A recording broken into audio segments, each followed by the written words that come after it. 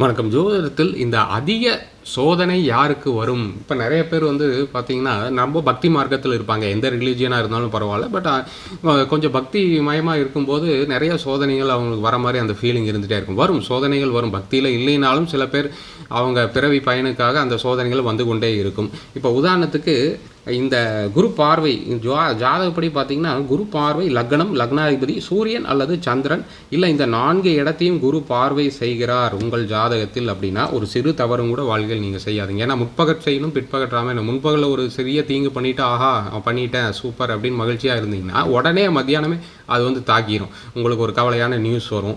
இல்ல நீ எதுவுமே செய்யலைனாலும் சில டைம் வந்து அந்த சோதனைகள் இருக்கும். நல்லா என்ஜாய் பண்ணிட்டு இருப்பீங்க. திடீர்னு ஒரு சின்ன நியூஸ் வந்து தர்ம சங்கடப்படுத்திரும். ஏன்னு கேட்டிங்கன்னா, இந்த ஆன்மா வந்து பக்குவப்பட்ட ஆன்மாக்கள் பிறப்பு அப்படின்னு ஆத்ம முதிர்ச்சி, மெச்சூர்டு சோல் அப்படின்னா குரு பார்வை உதாரணத்துக்கு சிம்ம லக்னத்தில் ஒருவர் பிறந்திருக்காங்கன்னா, லக்னத்தை பார்ப்பது, லக்னாதிபதி சூரியனை பார்ப்பது, சந்திரனை பார்ப்பது, இந்த குரு வந்து மேஷத்திலிருந்து இப்படி இருக்கு 5, 7, 9ல பார்க்குது அப்படின்னாவே பக்குவப்பட்ட ஆன்மா. அப்ப லௌகிக விஷயத்தில் ஜாலியா என்ஜாய்லாம் அவங்க அதிகமாக செய்ய இயலாது. ஆன்மீக பாதையில் இருந்தாங்கன்னா வாழ்க்கை அந்த பேலன்ஸ்டா இருக்கும். இன்னல் தருவதும் ஈசன் இன்னருளே அப்படின்னு காஞ்சி மகான் பெரியவங்க சொல்லியிருக்காங்க. அதனால பயப்பட தேவையில்லை. நம்ம சேனல் சப்ஸ்கிரைப் பண்ணி பாருங்க.